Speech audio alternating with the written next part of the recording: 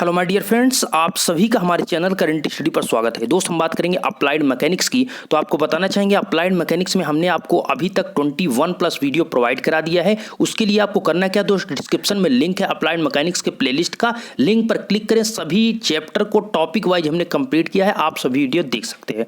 आज हम जिस टॉपिक की बात करने वाले बहुत ही ज़्यादा इंपॉर्टेंट है, आपके पेपर्स में 5 नंबर का थ्योरी के बेस पर क्वेश्चन पूछा जाता है विद फिगर। तो आज का वीडियो लास्ट तक देखिए और मैं आपको ये बताना चाहूँगा, इसमें ऐसे आपको कॉन्सेप्ट में बताने वाला हूं कि आपको दोबारा भूलने वाला नहीं है। आप विश्वास रखिए, वीडियो को लास्ट तक देखिए। तो देखिए दोस्त, बात इतनी है कि विभिन्न प्रकार के बीम चित्र सहित वर्णन कीजिए। इसीलिए दोस्त इसी टाइप का क्वेश्चन पूछा, इसलिए हमने आपको इसी बेस पर हमने पूरा क्वेश्चन ही आपको लिया कि इसी बेस पर आपको पेपर्स में पूछा जाता है कि बताइए कि विभिन्न प्रकार के बीमों का चित्र सहित वर्णन कीजिए। तो आपको पहले बताना चाहेंगे बीम आपकी 3 प्रकार की होती है। पहले का नाम दोस्त होता है फिक्स्ड बीम, दूसरे का है नाम रोलर और सिंपली सपोर्टेड बीम, रोलर और सिंपली सपोर्टेड बीम। तीसरे की बात करें तो तीसरा होता है ओवर हैंगिंग बीम। ठीक है, तो पहला दोस्त आपका क्या है, जिसे आप हिंदी में बोलते हैं आबद्ध धरन, दूसरे को बोलते हैं शुद्धालंब धरन और तीसरे को बोलते हैं बाहर निकली धरन। मैं यही रिकमेंड करूंगा आपसे कि आप इंग्लिश में याद रखेंगे तो ज्यादा बेटर रहेगा, हिंदी वाला आप कंफ्यूज हो जाएंगे। ओके, और सिंपल भी है दोस्त, फिक्स्ड बीम, रोलर और simply supported beam, over hanging beam, 3 types की बीम है। तो पहले आपको सिंपल चलते हैं हम फिक्स्ड बीम की ओर। तो देखिए आप फिगर भी देख सकते हैं फिक्स्ड बीम किस प्रकार से आपको यहां पर दिखाई दे रहा है। तो दोस्त देखिए इस प्रकार की जो धरन होती है जिसे बीम कहते हैं, दोनों सिरे से बद्ध होते हैं। बद्ध का मतलब दोस्त फिक्स्ड होते हैं। तो आप देख सकते हैं ये आपकी इसी को जो क्या कहते हैं, ये आपकी धरन है जिसे बीम कह रहे हैं। ये क्या है, इसका ही वेट होता है। ये आपका क्या है, धरन है और इसके दोनों पॉइंट्स जो है क्या है, इनके दोनों एंड पॉइंट्स फिक्स्ड हैं। आप देखेंगे यहां पर बंध टेक लिखा है, मतलब फिक्स्ड पॉइंट आपको यहां पर दर्शाया गया है। तो ये दोनों पॉइंट्स तो आपको याद रखना है कि आपको सिंपली क्या लिखना है, फिक्स्ड बीम में यही आपको लिखना है कि इस प्रकार के बीम के दोनों जो एंड पॉइंट्स होते हैं, एंड सिरे होते हैं या एंड होते हैं, वो क्या होते हैं, फिक्स्ड होते हैं। पहला पॉइंट। अब दूसरे बीम की बात करें तो दूसरा है दोस्तों रोलर और सिंपली सपोर्टेड बीम। नाम से आपको सिंपली पता होना चाहिए, नाम इसमें क्या है दोस्तों, रोलर। इसमें मतलब इसका फिक्स हुआ कि इसमें जो फिक्स्ड जो एंड पॉइंट्स है वो किसके बेस पर होंगे, वो रोलर के बेस पर होंगे या फिर कह सकते हैं कब्जेदार के बेस पे। तो आप देख सकते हैं कि इस प्रकार की धरन बोले या फिर कैंची को टेकने के लिए उसके सिरों पर रोलर कब्जेदार टेक का प्रयोग किया जाता है। साधारणतः इसके एक सिरे पर कब्जेदार टेक प्रयोग करते हैं। तो बात इतनी है दोस्त कि यहां पर जो कहा गया कि यहां पर आपका जो एंड पॉइंट होगा, देखिए हम आपको फिगर दिखाएंगे तो ज्यादा बेटर होगा। आप चित्र देखिए, समझिए। यहां पर जैसा आप देख सकते हैं ये आपकी बीम है, ओके, और इसके ये लास्ट पॉइंट आप जो देख रहे हैं, ये चीज, ये जो लास्ट पॉइंट देख रहे हैं, ये कब्जेदार जो आप इसको देख रहे हैं, कब्जेदार टेक जो दिया गया है। या फिर आप यहां पर रोलर का भी यूज कर सकते हैं, किसका, रोलर अर्थात पहिए का भी यूज कर सकते हैं। लेकिन आपको यहां पर ध्यान रखना है कि आपका जो सिंपली सपोर्टेड ये बीम होता है, इसमें ज्यादातर कब्जे का यूज किया जाता है, कब्जे या फिर पिन का यूज किया जाता है। होता क्या है दोस्त कि इसका अब यहां पर प्रतिक्रिया की बात करें तो आपको पता होना चाहिए, जहां पर आप यहां पर कब्जा लगाएंगे या फिर टेक लगाएंगे, उसी के डायरेक्टली एकदम सीध पर क्या होता है, इनवर्सली, मतलब उसके डायरेक्टली एकदम सीध पर उसकी प्रतिक्रिया कार्य करता है। तो इसकी प्रतिक्रिया दोनों के आर इस प्रकार ऊपर की ओर कार्य करेगी, क्योंकि वेट नीचे तो प्रतिक्रिया ऊपर।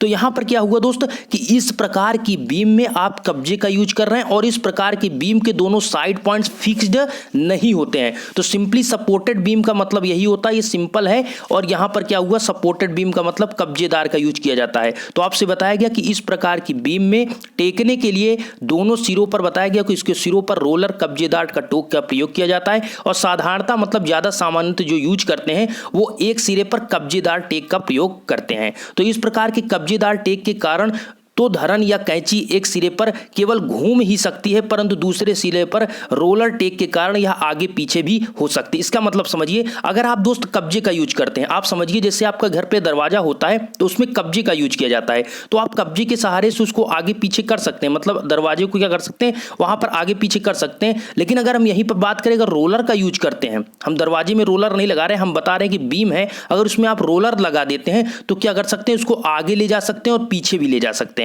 तो वही चीज कहा गया, अगर इसमें एक रोलर का आप प्रयोग कर देंगे तो ये आगे भी बीम जा सकती है, पीछे भी जा सकती है। लेकिन अगर आप कब्जे का प्रयोग करेंगे तो वो दाएं बाएं ही जा सकेगी। तो वो चीज आपको बताया गया दोस्त, अगर आप इसमें रोलर का प्रयोग करते हैं तो ये चीज हो सकता है।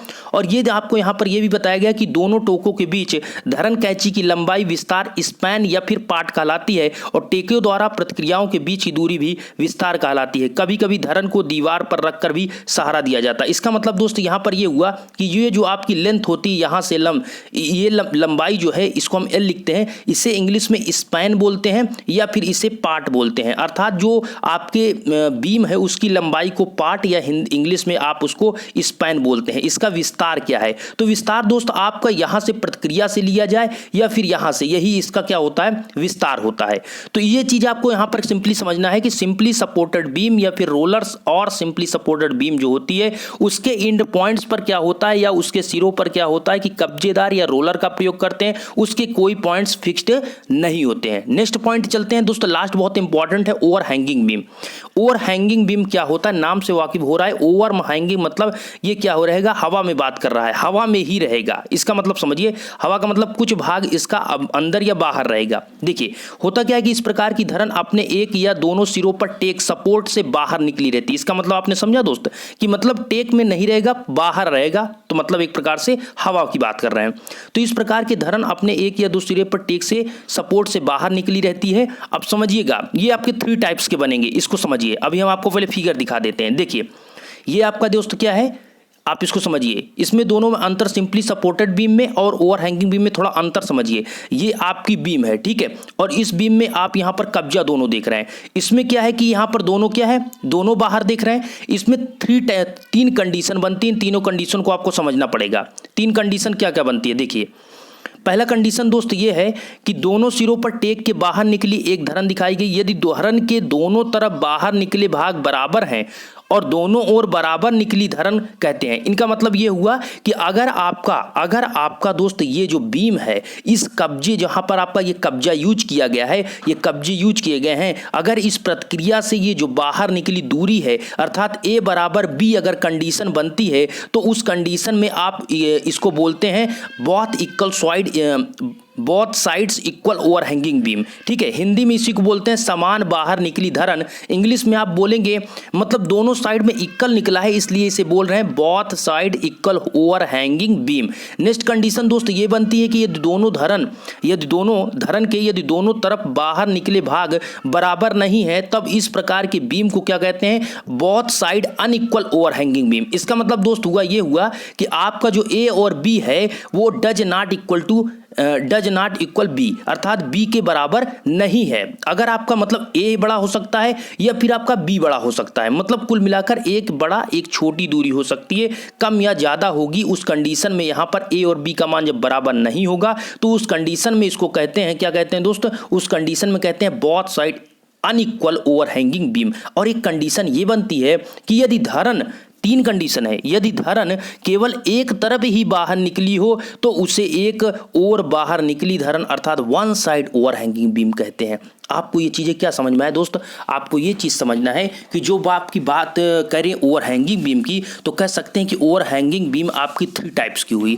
एक तो आपकी ये हुई दोस्त कि जब आपकी दोनों साइड में बराबर इक्वल दूरी आपकी मतलब बाहर जो निकला होगा वो A बराबर B होगा। यही तो दूरी दोस्त निकली है, आप देखिए यही दूरी यहाँ से निकली है। अगर आपका A बराबर B है तो वो आपका equal side over hanging beam होगा। लेकिन अगर आपका एक दूरी कम या एक दूरी ज्यादा है अर्थात A does not equal to B, A B के बराबर नहीं है, तब आपका अनइक्वल ओवर हैंगिंग बीम होगा। लेकिन आपका एक कंडीशन ये है दोस्त कि एक साइड में आपका बीम निकला ही ना हो, अर्थात ये बिल्कुल आपका A का मान क्या हो, अर्थात यहां पर अगर हम A के मान को यहां पर इस मान को 0 कर देते हैं, ओनली B निकला हो तो उसे बोलते हैं one side over hanging beam. क्यों? क्योंकि एक साइड आपका बीम निकला है, दोनों साइड नहीं निकला है। तो ये सारी चीजें हैं इसमें। और इसके आपको 3 फिगर, इसमें तो हमने एक ही फिगर दिखाया है। ये जो आपको हमने दिखाया है ये बाहर निकला भाग हमने दिखाया, अर्थात यहाँ पर अगर हम A बराबर B ले लेंगे तो आपका इक्वल हो जाएगा, A B से आपका छोटा या बड़ा लेंगे तो आपका अनइक्वल हो जाएगा,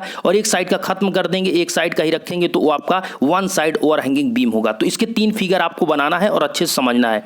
तो आज के टॉपिक में दोस्त इतना ही था कि आपको बीम क्या होता है, बीम कैसे समझना होता है। फिर से आप सुन लीजिए, बीम 3 प्रकार के होते हैं, fixed beam, roller and simply supported beam, और एक होता है ओवर हैंगिंग बीम। ओके, ये तीनों टॉपिक को आपको कंप्लीटली समझना है, ये आपके पेपर्स में पूछा जाता है इसलिए कहूंगा। और दोस्त अगर किसी प्रकार की आपको ये अफवाह मिल रही हो कि प्रमोट करने की बात, तो देखिए प्रमोट जब होगा दोस्तों तो होगा, लेकिन अगर आप प्रमोट मान लीजिए कुछ देर के लिए नहीं आपको करेंगे तो आप क्या करेंगे? आप पढ़ेंगे अभी नहीं तो क्या करेंगे? उस समय आप कुछ समझ में नहीं आ गया किस प्रकार से स्टडी करें। तो इसलिए मैं कहता हूं कि बार बार आपसे यही समझाता हूं दोस्त कि आप थोड़ा थोड़ा पढ़ते रहें, जिससे आपका थोड़ा थोड़ा कॉन्सेप्ट फिक्स रहेगा। क्या दोस्त, क्या अभी आप नहीं पढ़ेंगे, आने वाले सेमेस्टर में पढ़ेंगे तो यही सारी चीज़ें आपको आगे भी सेमेस्टर में मिलेगी। यही सब बेसिक चीज़ें हैं, तो इन चीज़ों को पढ़ें। और आप तो खासतौर आप फर्स्ट ईयर में हैं तो ये आपका बेस है। हमने बार बार बताया कि जो BEE है वो इलेक्ट्रिकल के लिए बेस है, और ये मैकेनिकल के बोलें या फिर सिविल के बोले, उनके लिए ये बेस है। अगर उनको ये चीज़ें नहीं आएंगी तो आगे बिल्कुल कुछ चीज़ें नहीं समझ में आएंगी। इसीलिए मैं बार बार कहता हूँ इन चीज़ों को ध्यान से समझा करिए, जिससे आगे आने वाली जो बुक्स आपकी हैं वो ज़्यादा बेटर तरीके से समझ में आएंगी। आशा करता हूँ वीडियो अच्छा लगे। चैनल पर पहली बार विजिट कर रहे हैं तो सब्सक्राइब कर सकते हैं। अगर आपको वीडियो अच्छा लगा तो लाइक कर सकते हैं, और दोस्तों को वीडियो अच्छा लगे तो शेयर भी कर सकते हैं। धन्यवाद।